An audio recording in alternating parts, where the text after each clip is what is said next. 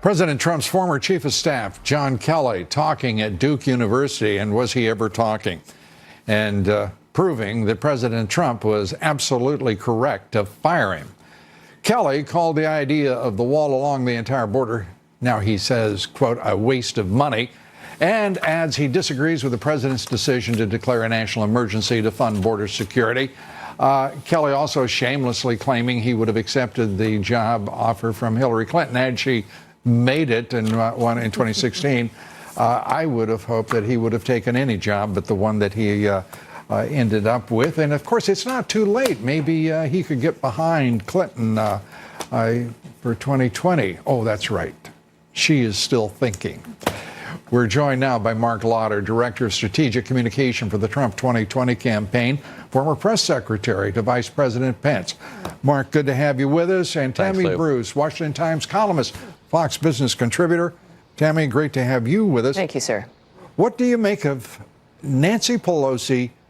The Dems can't even do a straightforward thing like condemn the anti-Semitic words of an anti-Semitic congresswoman, a freshman, Ilhan Omar. My God. Astounding, isn't it? It is. It is astounding. If there was a silver lining, and this would be it, with the Democrats taking over the House, because now it's clear what they've become. The motto for Nancy Pelosi in becoming the speaker again was, she's got this. Obviously, she does not. She's got some trouble. But her very awkward speech, that statement she made, was pathetic. As a feminist looking at a woman in supposed power, it was embarrassing. And yet I've also noted that the more women that are in the public eye and in power, we can eliminate the gender stereotypes that women are always going to be great and the best at their job. Not necessarily, right? We are as capable of being as bad or as good as men. And we're seeing with this debacle that the Democrats are facing that that's exactly the case.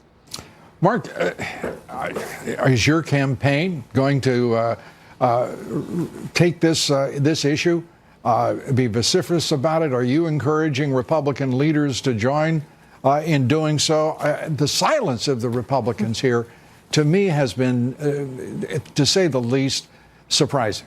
Well, there's an old adage in politics: when your opponents are self-destructing, get out of their way. Right. And every day that the Democrats failed to address this issue, because it's not difficult, it's simple. We condemn anti-Semitism. The president has tweeted it. The campaign has spoke about it. We, the spokespeople for the campaign, have said it. Somehow, Democrats couldn't do it. And it's because the radicals, the left-wing socialist progressives of the party have taken over. And we've seen this happen time and time again on issue after issue. And in this case, Nancy Pelosi is having a hard time keeping them together. It's destroying their agenda, whatever you want to call it, about that, and it's just a shameful display of how our democracy works. We should have all come together immediately, condemned the words, and the fact that many leading Democratic candidates for president supported her says even more. And we'll say more as we get to 2020, I'm sure. It's also disappointing to Republicans to see Mitch McConnell and not controlling his Senate.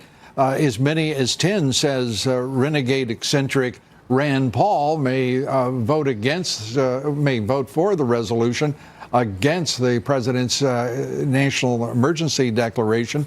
Let me turn, Tammy, to you first for a reaction. This is stunning stuff. Well, it is, and I think, though, that this is the difference between an establishment that was as well, ensconced in Washington, still looking to injure the president.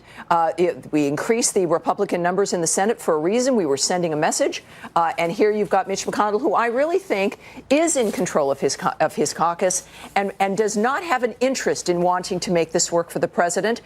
This is certainly a learning curve. He's playing Paul Ryan to the Senate. Is that right? Well, he is, and I think he always has been. And I do think at the same time that the Republicans in the Senate should send a message that they stand behind the president and certainly the American people who elected the president to get his agenda forward. Mark, you're going to get the last word. I want to turn, if we may, to the president's base and what is going to be, it looks like, sometimes complex travel for the president. The base immigration, the wall, a lot of talk, a lot of complication here as the president now is throwing his arms wide open for the idea of more corporate immigration. Your thoughts as we wrap up? We got about 40 seconds. It's really a function of the fact that the economy is so strong under President Trump. We don't have enough people to fill the jobs. The president has been clear from day one that he has wanted more immigrants, but he wants qualified immigrants, people who can come here, succeed, and do it legally. That's what he's talking about again under, and not just throwing our doors open for anyone and everyone. So it's very important. It's a sign of our strong economy, and it's something that I think the president can make that case to the American people, and they'll get it. Mark, thanks for being with us. Tammy, thank you.